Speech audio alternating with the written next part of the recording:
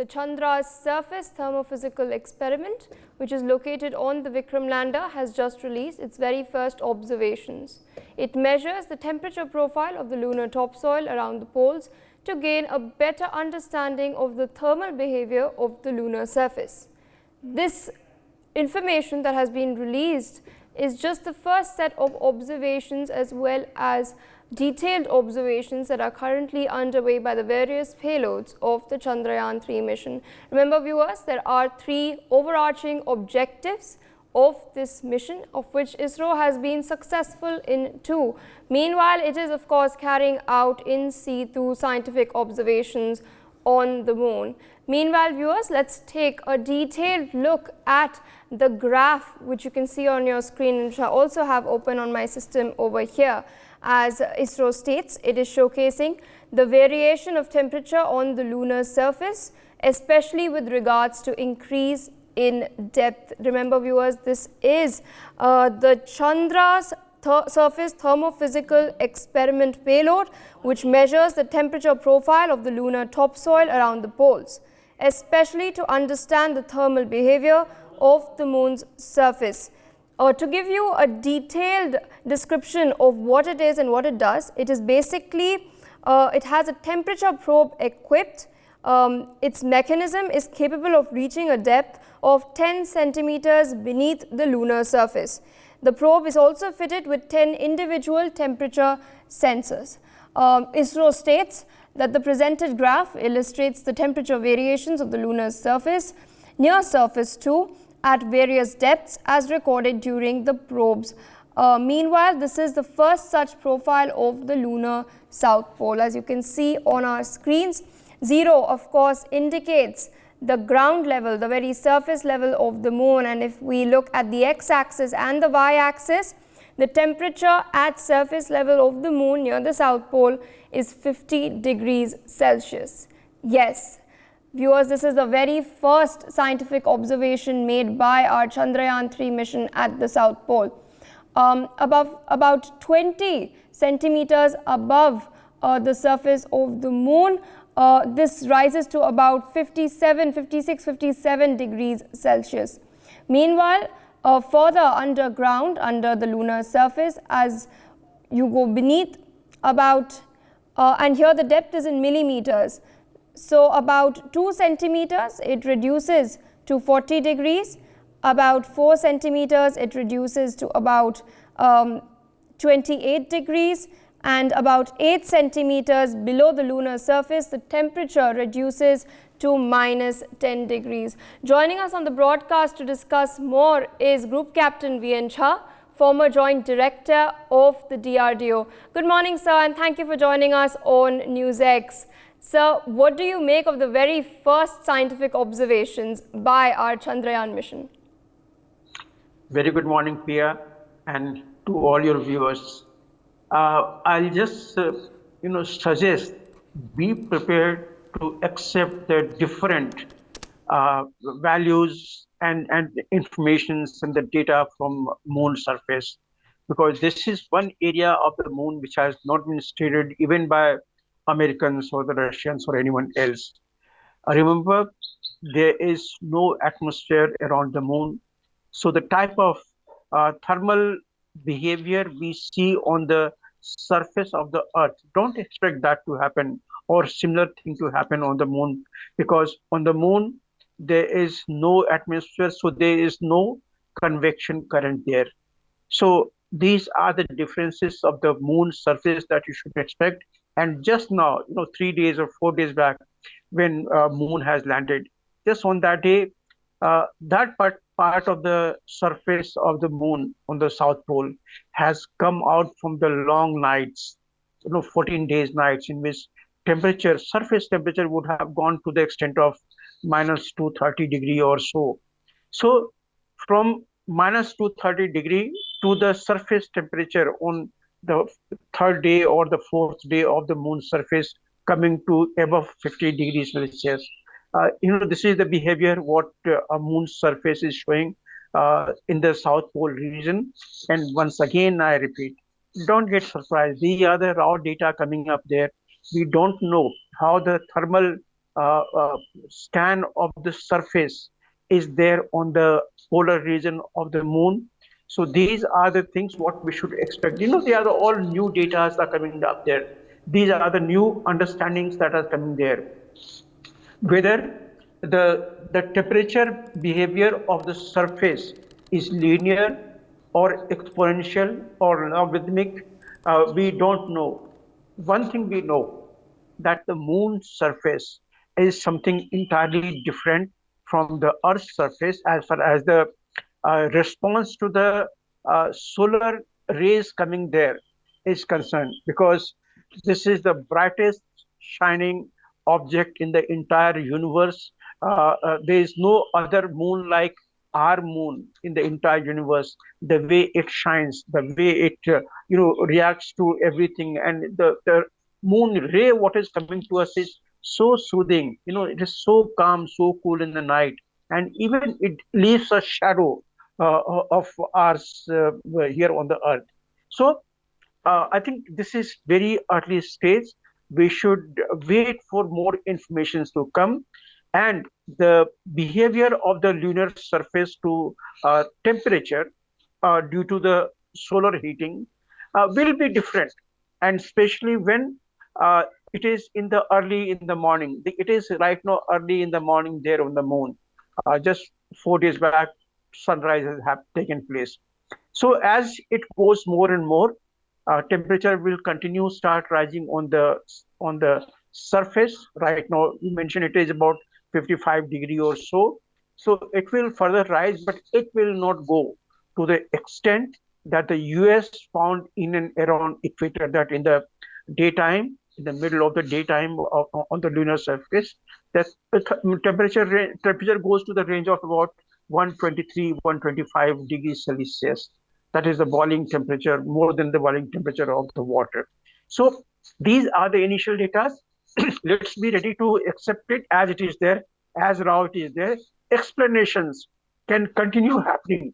We are only trying to explain why it is so, what we are seeing. But in the coming days, when more such data will be there, we will be better equipped to explain why it is so. Yeah.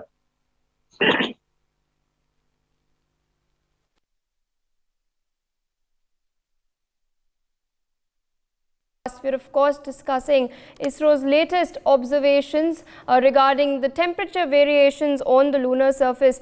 It is very evident, especially the graph that we have released, it's very evident that the temperature is proportional to the depth. In fact, the lower that one goes beneath the lunar surface, the lower the temperature goes. The moon, of course, is a gold mine of a lot of hidden secrets. What do you make of these observations, sir? There are three observations that comes to me right now. The first is that because the surface temperature is going to be very high, then the amount of absorption of the solar radiation on the surface is very high. That's number one. And that the rocks on the surface of the moon, the regolith on the surface of the moon, they absorb the solar radiation and instantly raise their temperature. Now, that's number one. Now, second part is, having raised their temperature, they're also going to be having a high albedo. Albedo, that means reflectivity. Now, this means that is on the surface of the Earth, snow has a high reflectivity. That means there are two things that are going to be together. The absorption is high and the reflectivity is high. Because the reflectivity is high, that's the reason why the moon shines relatively brighter than in comparison to other moons of the solar system and this galactic system as well. That is the second part. The third part is, unlike Earth, where you go deep, the thermal conductivity is always going to be low or high. But in this case, there is hardly any thermal conductivity to such an extent that just within a distance of about 10 centimeters, the temperature drops from almost 50 degrees centigrade to minus 10 degrees centigrade. And the fourth part in this case is, as you go inside the Earth, the thermal gradient keeps on increasing. That means with every depth, you keep on increasing the temperature inside the Earth. And that is the reason that is going deep down, and the core of the Earth temperature can be as high as the one that you observe on the surface of the Sun. And I repeat it, as on the surface of the Sun. But in Moon, as of now, that is, as per the present situation and the data that is available and the observations of Pragyan that is available, the gradient is going to be very, very, very steep. Now, that means the rocks behave in a different manner in this place. Of course, that is all as of now. The rocks behave in a completely different manner to the incoming solar radiation on the Moon. And also, the composition of the Moon's surface will be very, very different from that of the rocks that are going to be found on the surface of the Earth. Now, when we say that, it means that Moon had been some time back a part of the Earth. And that when Moon got itself detached, then compositionally, the crust of the Moon and the crust of the Earth should be having similar type of compositional elements.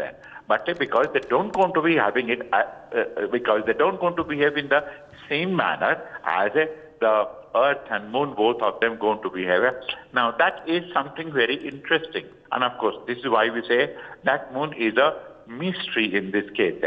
And these are some of the minefields of information which are going to be interpreted by us, used by us, and then used for the purpose of furthering the cause of science and astrophysics and cosmology as well, all of them. Now, these are the four aspects that I can go to make it out from the data that is available up till now and as of now. All right, so I'd like to come back to Mr. VN Jha. Sir, you've been waiting rather patiently. You've of course heard what Mr. Siddharth has to say. Meanwhile, ISRO is also informing that all other scientific observations are also underway. The rover is in fact roving at a speed of 1 centimeter per second. There were in fact certain visuals that were released day before yesterday of the Pragyan rover turning around and perhaps capturing the Vikram lander. We're of course awaiting all those visuals. Meanwhile, what do you make of this mission? How do you think India's endeavor will benefit mankind as a whole? Yeah, cosmic events are very strange, and the entire universe is full of surprises. We will be knowing, our panelist, he is the Earth scientist, so he knows very well the Earth, and he also expresses that the Moon is going to be slightly different. It is different. It will be different. See, it is altogether an entire environment on the Moon. I tell you, Earth behaves in a way. Earth is. We are observing the various phenomena on the Earth, in the way that we are seeing it as such. There are plenty of data here. On the Moon, the things are not going to be, even if the Moon was part of, the Earth, way back, millions and billions of years back, when it got detached for whatever reason it got detached. But Moon's composition is slightly different from what we are observing on the Earth. Earth has got more of a carbon. It is, everything is carbon derivative mostly here on the Earth's surface. On the lunar surface, composition is slightly different. So right now, the data coming out from the lunar surface in the polar region is something unique that we are observing. We are seeing it the first time. On the Moon surface, when the data came from the US side, they told us that the maximum concentration there is of the silica. And whenever any meteorite, asteroid, comet, or any celestial body strikes the lunar surface, that silica part of it, which is almost about 20% or so, gets almost boiled and gets a structure something like a glass, a molten glass sort of thing. So if sun ray is falling on the molten glass or the glass, there is a more reflectivity. What our panelist was trying to mention, that the surface of the moon has got more reflectivity than anything else. Earth doesn't shine the way moon shines, even though Earth also gets the solar radiation, but that solar radiation strikes the surface of the Earth, passing through the entire atmospheric blanket that the Earth has, and what reflects out from here also is reflected out after passing through the same layer of the air, and with the greenhouse gas also that we have in and around the stratosphere. So all those differences are there in the reflectivity of Earth versus moon. As I told you, it is just the beginning of the experimentation. Be prepared to get many surprises, and it is the equipment of the lander which is giving us the chased information. That is the thermal mapping of the surface. Do believe that whatever comes out of the chased data, we must see it in the wholesome. Right now, it is only that it has gone down by 8 centimeter or 10 centimeter. I think 80 millimeter depth they have gone. They can go up to 100 millimeter. So that is how the behavior we are seeing. We are expecting right now that the conductivity on the surface is different from what it is here on the Earth. And I also told you that moon has just come out from its night, and in their night, the surface temperature were about minus 230 odd degrees. So how the entire thing is now changing from minus 300 to right now about 55 degree or so. So we must be ready to accept surprises at is coming there, because it is all raw data coming from the lunar surface, which is actual there. Explanations can certainly be there. We don't know what are the other variables, what control the surface temperature of any cosmic body. So all those variables are not known to us right now. We are only saying that temperature part in isolation. I think we should be slightly skeptical, slightly careful in interpreting any data, any conclusion out of this single data coming up there, because after we know what the Earth's, what the lunar regolith is made of in that area, how that thing responds to other things as well. It is only the temperature right now we are talking of. So let's be prepared to have surprises. But when you, in the coming days, when many data keep on coming from all the 4 equipment of the lander and the 2 data coming from the rover as well. So we will know how the things are there. All the things will be before us, not all the things, but quite a lot of data will be there before us from many of the sensors. And then we should be able to understand, or we may be able to understand how the lunar surface behaves. Right now, it is only one data in isolation. We should be slightly careful in taking any conclusion out of it. If we say reflectivity is more, then as per the law of physics, the absorption of the heat will be less. And if absorption of the heat will be less, then the conductivity of that heat beneath the surface will be slightly different from what otherwise will be there. So, there are features which are contradicting right now, and we should be, I again repeat, we should be slightly careful in interpreting or coming to any conclusion with this single data coming up there and this data coming in the isolation, not knowing what the regolith is, how the behavior of the regolith is there, and what the surface structure within the surface is there, which will be given to us by the rover. For more such videos, subscribe to the NewsX YouTube channel, hit the bell icon.